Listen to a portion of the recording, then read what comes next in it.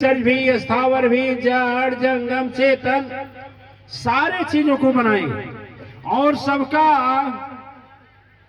नियम भी सिद्ध किया। वह नियम सिद्ध के अंतर्गत सबकी आय निश्चित की, सबके कर्म निश्चित किए, सबके भोजन निश्चित किए, सबके निद्रा और सबके जीवन के सुख और दुख के जो विवरण है ना, विश्व नियंता ने रखा। हम लोग मनुष्य हैं और कहा जाए तो यह मनुष्य शरीर पाकर ही कुछ नहीं सब कुछ पा सकते हैं। साधन धाम मोक्ष कर द्वारा, गोस्वामी जी महाराज लिखते हैं कि यही साधन शरीर है जिसके द्वारा संसार के साथ साथ हम लोग मोक्ष धाम को भी पा सकते हैं।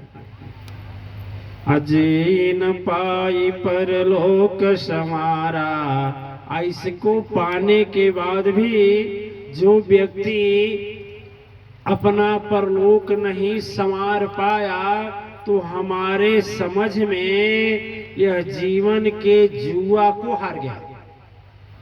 जीवन जुआ है। महाज्ञानी कबीर लिखते हैं कि कहत कबीर अंत की बारी, हाथ झारी जस चलत जुआरी। जुआ में दो पक्ष होता है, एक हारने वाला होता है और एक जीतने वाला होता है। वही यह संसार है, वही यह समाज है, वही तेरा परिवार है, वही तेरा मित्र है, वही तेरा व्यवहार है। जिस तरह से जीतने वाला आदमी भी क्रीड़ा क्षेत्र को नहीं छोड़ता, स्थान को नहीं छोड़ता, हारने वाला भी नहीं छोड़ता। क्यों? दोनों लालच में है, दोनों लालच में है। हारने वाला इस लालच में है का पता ये दांव लग जाए, जीतने वाला इस पक्ष में है का पता हम हारूं ही नहीं।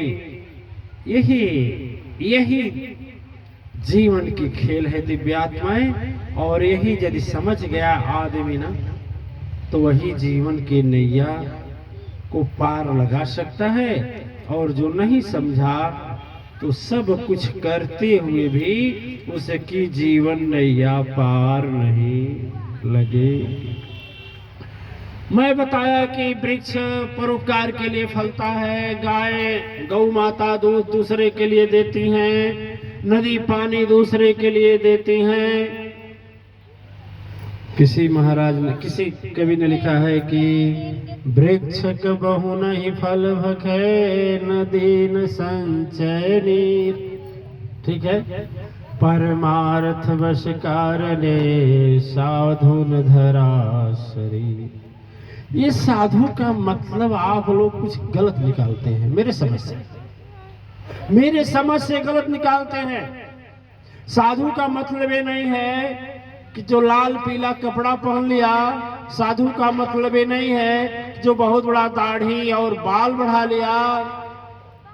इसको तो गोस्वामी जी महाराज बड़ा विचित्र ढंग से लिखे हैं। कलिकाल के वर्णन में, कलयुग के वर्णन में लिखे हैं कि राखहि नख अरु जटा विशाला, सोई प्रसिद्ध तापस कलिकाला। कलयुग में वही तपस्वी है जो लंबी लंबी जटा, नख सिख पूरा शरीर भभूत पोते हुए है। उन बाबा के यहाँ बड़ी भीड़ हो रही है। बोल साचे दरबार की जय। ओ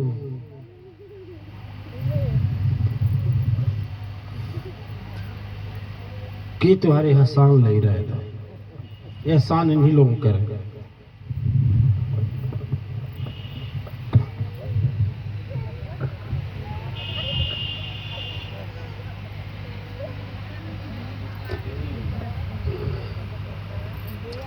दिव्य आत्माएं, सन्यासी चूक सकता है लेकिन गृहस्थ सन्यासी नहीं चूक सकता। परम शक्ति सत्ता को पाने के लिए गृहस्थी चूकता नहीं है, वह नहीं चूकेगा यदि उसके नियम सदगुरु के बताए हुए नियम के अनुसार चल रहा है तो दिव्य आत्माएं भगवान के द्वारा, परम शक्ति सत्ता के द्वारा, परमात्मा के द्वारा एक नदी चलाई गई है। तो नदी चलाई गई है तो उपदेश देती है, समझाती है, बताती है कि देखो मैं दूसरे के लिए जल देती हूँ। ठीक है। अच्छा, इसमें कुछ बुजुर्ग लोग होंगे जो हमें बताएंगे, इस बात को सिद्ध भी करेंगे, प्रमाणित भी करेंगे। आज के बहुत समय पहले, जिस समय हैंड पाइप का प्रचलन नहीं था, गांव में जल कुएं से भरा जाता था। कुछ लोगों को याद है? अब जल का विभाग हुआ, कितने लोगों को याद है? कहीं अच्छे लोग हैं जो जानकार है, नए बेचारे नहीं जानेंगे। ठीक है। कुआं से पानी भरा जाता था। देवियां रात में भी जा करके, मेरे भोर में घर के लिए पानी भर लेती थी, जो बाहर से नहीं निकल, घर से बाहर नहीं निकलती थी, वो भी दिव्य आत्माएं। आप लोग देखे होंगे कि धीरे धीरे जिस कुआं से पानी निकलना बंद हुआ, उसमें का पानी भी गायब होना शुरू हो गया। जिस कुएं से पानी जब नहीं निकलता है तो धीरे धीरे करके वह कुआं सूख जाता है।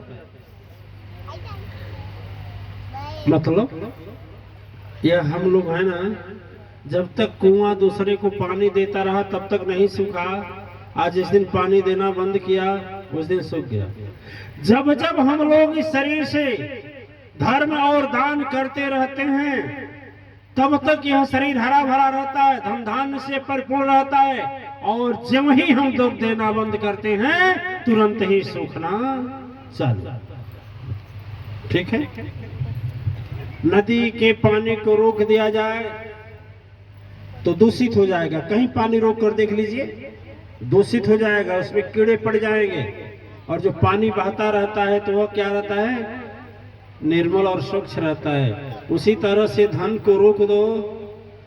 लेकिन अब तो बड़ी अच्छी सरकार आई है, धन रोक रहो, वह नोटबंदी लगा दी, गया गया चलो। हाँ ठीक है ना, रोक कर देखो। इसलिए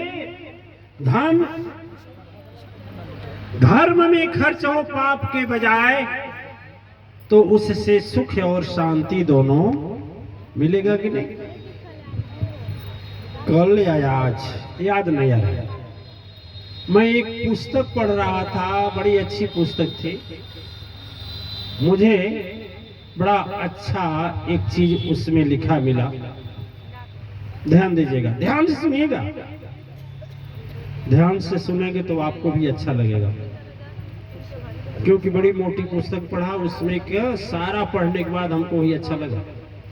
उसमें लिखा था कि एक गृहस्थ आश्रम का सबसे बड़ा अच्छा धर्म यह है, गृहस्थ आश्रम का सबसे बड़ा अच्छा धर्म यह है कि यदि दरवाजे पर कोई गृहस्थ आ जाता, कोई अतिथि आ जाता है, अतिथि जिसका अतिथि न हो, अतिथि यदि आ जाता है, तो गृहस्थ का सबसे बड़ा धर्म है कि उसको भोजन करा देना। ठीक है। लिखा था कि सबसे धर्म है गृहस्थ आश्रम का कि कोई यदि दरवाजे पर आ जाए तो उसे भोजन करा देना चाहिए। एक नंबर। पता नहीं सुदर्शन जी हैं कि नहीं, हमारे धर्म सभा में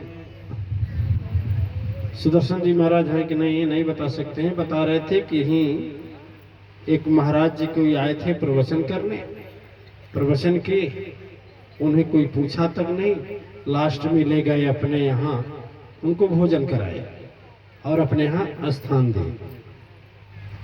बोले गुरुजी सब चीज तो अच्छा लगा, उनको स्थान दिए और भोजन कराए। जब जाने लगे तो बोले हमसे मंत्र ले लो। हमने कहा ये कहाँ की रीति है, ये कहाँ की रीत है आपसे मंत्र ले ले? भैया हमसे जिससे इच्छा होगा उससे तो मंत्र लेंगे।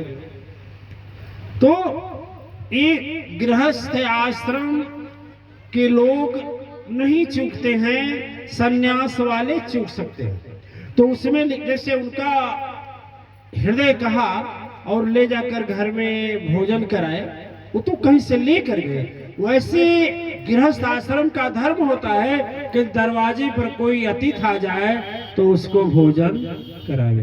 यदि भोजन न करा सके तो भी उसको एक गिलास पानी ही दे दे,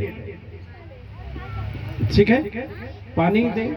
यदि पानी न दे सके तो कम से कम उसे बैठने के लिए आसन दे दे, और आसन भी नहीं दे सकता है तो कम से कम जब आता है तो उसको देख करके चेहरे पर प्रसन्नता ला दे। यदि चेहरे पर प्रसन्नता भी न ला पाता है तो वह व्यक्ति को कम से कम हृदय से मुस्कुरा भी दे जाते समय उसका अभिनंदन तो कर ले। और जो इतना भी न कर पावे तो वह चिल्लू भर पानी में डूबकर मर जाए। बोलिए सदगुरुदेव भगवान